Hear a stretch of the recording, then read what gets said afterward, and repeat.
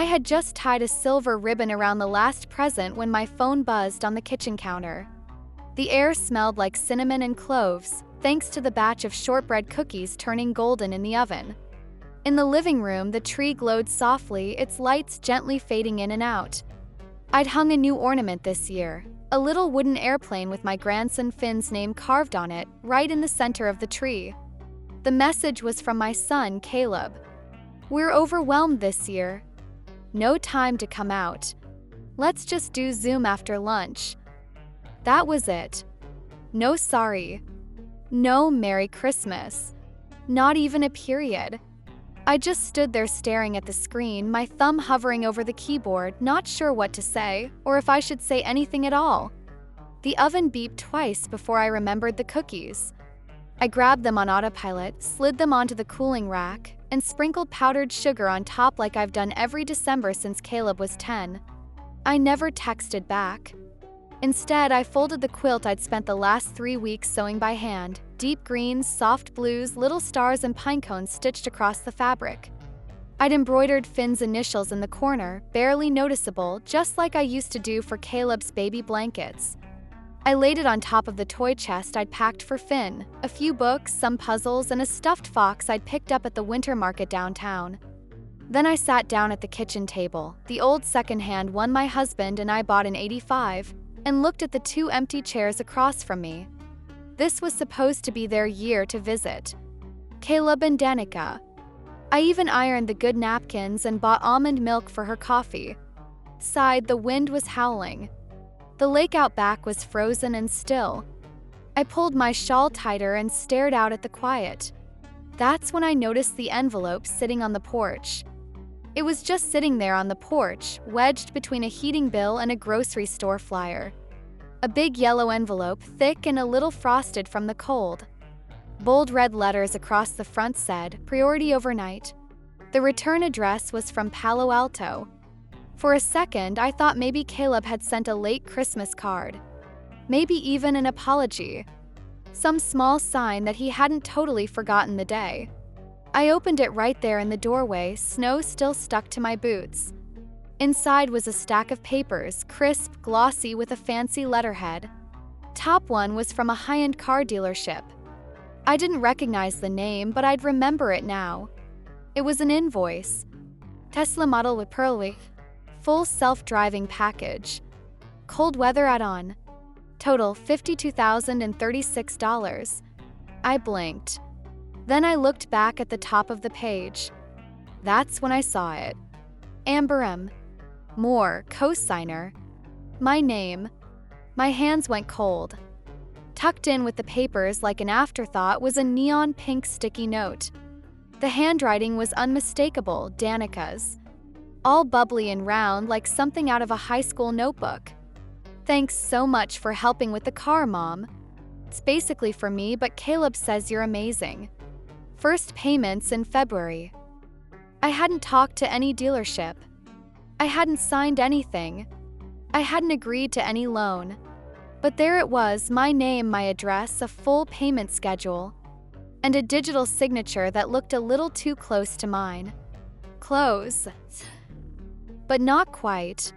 Too smooth. Too neat. The angle was slightly off. And I recognized it. Caleb had tried copying my signature once in middle school to get out of homework. It hadn't worked then either. I waited, thinking maybe he'd call. Maybe he'd explain. But nothing. Instead, 2 hours later, a Venmo request popped up on my phone. $3,886.47, Tesla insurance. No note. Just the number. I sat still for a long time. Then I grabbed my reading glasses and turned to the second page of the loan. I looked over the second page slowly, trying to wrap my head around the numbers. But it wasn't the cost that made my stomach drop. It was the sinking feeling that this wasn't some one-time thing.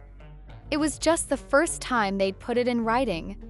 5 years ago, when Caleb's startup crashed, he called me from some rooftop bar in San Francisco. He was whispering into the phone, telling me he'd maxed out 3 credit cards and hadn't told Danica yet. I wired him $6,000 that same day. No questions. Just panic and love. When Danica landed in the ER during one of their IVF cycles, I got the bill. It was covered in red stamps, flagged as urgent, full of insurance gaps. They said they'd pay me back when Caleb got his bonus. That never happened.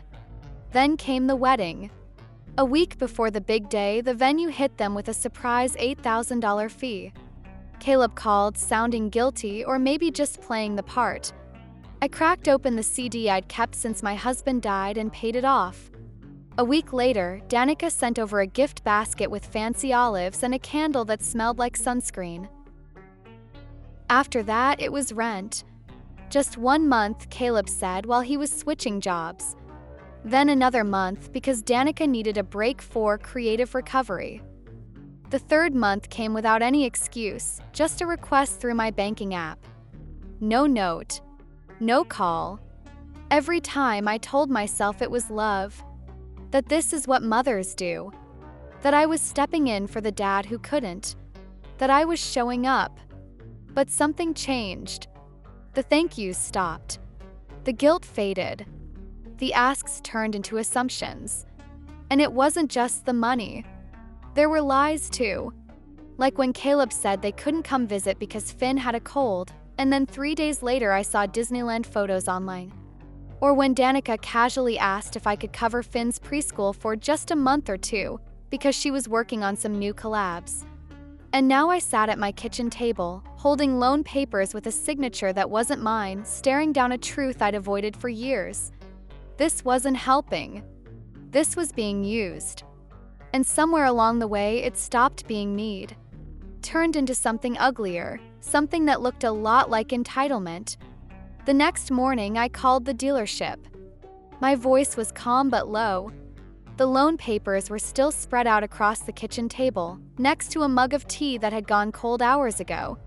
The woman who picked up had that overly cheerful tone, like she was trained to smile through the phone. I asked if she could confirm the co-signer's signature on the loan. There was a pause, then the sound of typing. "Yes," she said. "We received the co-signed document through DocuSign about 2 weeks ago. It was signed from an IP address in Los Altos. Can you send me the file you received?" Of course. It hit my inbox 5 minutes later. I opened the PDF and there it was, my name written in polished loops. But it wasn't mine. The M was too tight. The angle of the letters was off. It looked smooth, almost like it had been practiced too many times. Like a copy of me, just not quite. I hadn't signed anything. Not online. Not in person. Not over the phone. Someone had used my name like it was nothing, stamped it on the dotted line without a second thought. I didn't call Caleb. I didn't trust myself to stay calm. But later that afternoon, he texted, "You got the invoice, right? Thought it'd be cleaner coming from the dealership. Just take care of it monthly. It's easier." No hello. No, is that okay? No sorry. Just a statement. Like it had already been settled. Like I'd agreed and just forgotten. I typed one word. No. Less than 5 minutes later, Danica messaged me. "It's already public, Kalista." I posted a thank you post. "Please don't make this awkward." Attached was a screenshot of her latest post, her hugging the Tesla in their driveway, dressed in white to match the car. The caption read, "So grateful to Minel for this gift. Blessed beyond words. Family first." It already had dozens of likes. Dozens of comments. All of them praising her. All of them praising me. I leaned back in my chair, pressing my fingertips into the edge of the table, my breath tight in my chest. It wasn't just that they'd taken my name. They'd taken my story too. Twisted it into something shiny and false. And now they were showing it off like they deserved it. Like it had always belonged to them. By the next morning, my phone wouldn't stop buzzing. Messages poured in from people I hadn't heard from in years. Old neighbors, retired coworkers, even someone from my old book club who'd moved to Arizona. They all said the same kinds of things. "You're such a generous mom. Wow, Kalista, you're amazing. A Tesla? That's real love. My inbox filled up with emails. Subject lines like "so sweet" and "did you really buy them that car?" Some felt sincere. Others were clearly fishing for drama. The worst were the ones congratulating me for finally being seen, as if this public lie somehow made up for everything else. I didn't respond to any of them. That afternoon, while I was sorting laundry, my niece Callie called. Her voice had that careful edge, half curious, half cautious. "Why didn't you tell me about the Tesla?" she asked. "I mean, I knew you helped them here and there, but this feels like a lot." I didn't have the energy to explain the whole mess, so I kept it simple. "I didn't say anything," I said, "because there's nothing to say." She paused, like she wanted to push but didn't know how. Then she let it drop. That evening, I logged into Facebook and deleted my account. No announcement. No final post. I switched my Instagram to private. I went through and untagged myself from every post Danica had ever linked me in. Birthday brunches, family dinners, those overly filtered photos with captions about family first and grateful hearts. They always felt a little fake. Now they just felt like part of the lie. When I was done, I set my phone face down and sat at the kitchen table in the dark. Outside, the lake shimmered faintly under the moon. Still frozen. Still quiet. I tried to remember the last time Caleb had come over just to see me. No ask, no favor, no reason other than wanting to spend time together. I couldn't think of one. That night, I didn't sleep. I stared at the ceiling, counting every time I'd confused obligation for love. Every time I'd convinced myself I was being a good mom, when really I was just being taken. The next morning, I opened my laptop with shaky hands. There was a new email in my inbox from Danica. "We know you're not thrilled, but remember, appearances matter. Let's not ruin the vibe." That was it. The last straw. I didn't write back. Instead, I opened a new tab and looked up my bank's customer service number. I called, waited through 13 minutes of hold music, and kept my voice steady when someone finally answered. After verifying my identity 3 times, I said, "Can you review every linked account, all third-party access, and authorized users?" There was a pause. "Would you like to freeze all external connections, Ms.?" "More?" "Yes," I said. "All of them." 5 minutes later, it was done. Every shared login? Gone. Every authorized user? Removed. Backup emails, connected profiles, disconnected. The agent stayed professional, even kind. But I could hear it in her voice, the curiosity, the quiet questions she didn't ask. I didn't explain. I wasn't ready to say it all out loud yet. Then I called the dealership again, this time asking for someone in their legal department. A new woman answered. I told her everything. The forged signature. The impersonation. The IP address. She took notes, asked follow-up questions, and said someone from legal would be in touch within 72 hours. Before hanging up, I asked for one more thing. A written statement confirming that the loan hadn't been finalized in person. She said she'd send it. Then I pulled up a number I hadn't dialed in a long time. Henry. We hadn't spoken since our old superintendent's retirement party. But when I called, he picked up on the second ring. "Kalista," he said. "Wow. It's been a while." I told him everything, calmly, clearly. Tesla. The forged digital signature. The Los Altos IP. He went quiet. "They spoofed your digital ID," he said after a moment. "Probably got in through a cached login.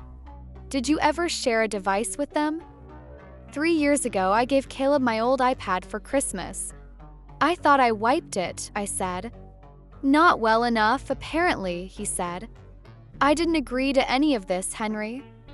"I know," he said. "Let's start fixing it." That evening, I called the dealership's financing office again. This time, I asked for a supervisor. A man named Victor came on the line, calm, professional. I gave him my full name and the loan number. Then I said what I'd been rehearsing all day. My name was used without my permission. I didn't sign those papers. I want the vehicle repossessed immediately. There was a long pause. Could you confirm that one more time, ma'am? I'm confirming it now, I said. I never authorized that purchase. The signature on file isn't mine. Understood, he said. We'll begin the process. I didn't text Caleb. I didn't call Danica. I let the silence do the talking. 2 days later, the storm hit. Not here, the snow was melting in soft circles around the trees. Peaceful. The storm was in California. Danica had just gone live from their driveway, the Tesla behind her. She was mid-sentence, talking about gratitude and good energy when a white tow truck pulled in behind her. I didn't watch it live, but someone sent me the clip later. It didn't take long to spread. I watched it once, tea in hand, not saying a word.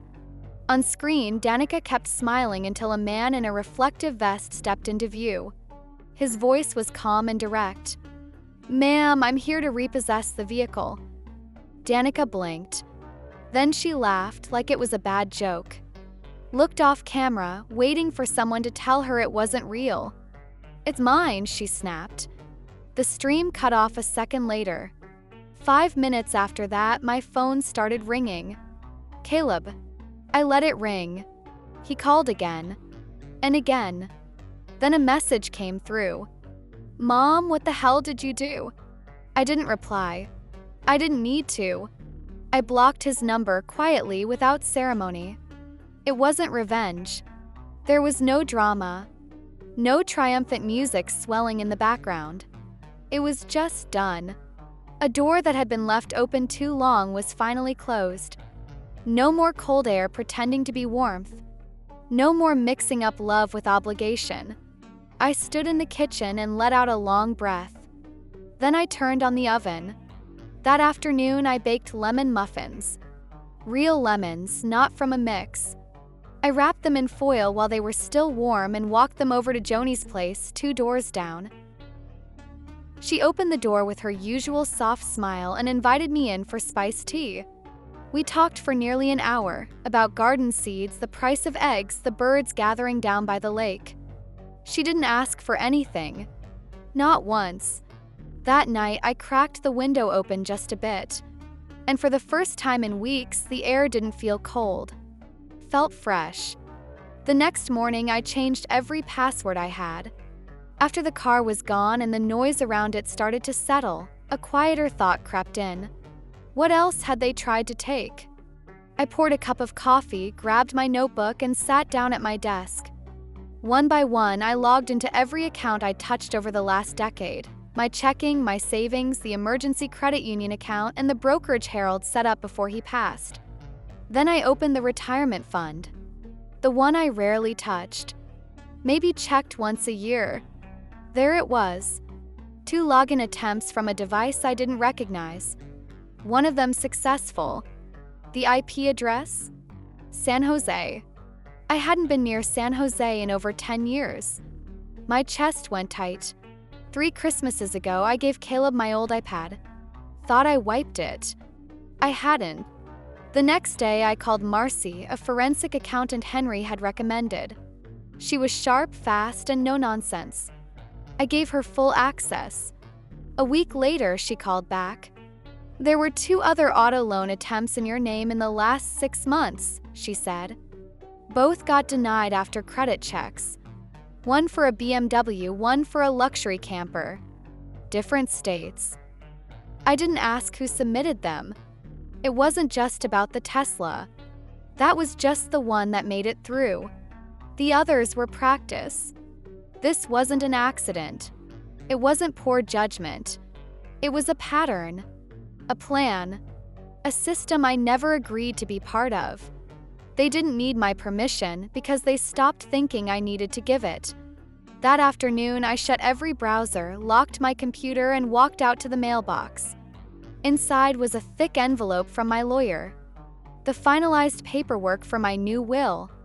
I brought it in, made some tea, and opened it slowly. Everything was there exactly as I'd asked. My estate, modest but solid, would no longer pass to Caleb. It would go to 3 places. A scholarship for young women in science and engineering. The West Haven Public Library, fighting to keep its funding. And Joni's animal shelter, still running on nothing but kindness and donations. There was also a smaller envelope, one that would only be opened by Caleb if something ever happened to me. Inside was a single note. Family doesn't invoice you. Family protects you. No explanation. No apology. Just truth. That night, someone sent me another one of Danica's videos. She was sitting in the driveway, the Tesla gone, her eyes puffy, mascara smudged. Some people pick money over family, she sniffed into the camera. I guess I was never rich enough to be loved. She stared straight at the screen, waiting for sympathy. I closed the video and shut my laptop. Then I logged into every one of my social media accounts and deleted them. Not deactivated, deleted. Gone. I didn't need to defend myself. The people who mattered already knew the truth. And everyone else? Let them believe what they want. When I finally closed the laptop lid, the house felt still but not empty.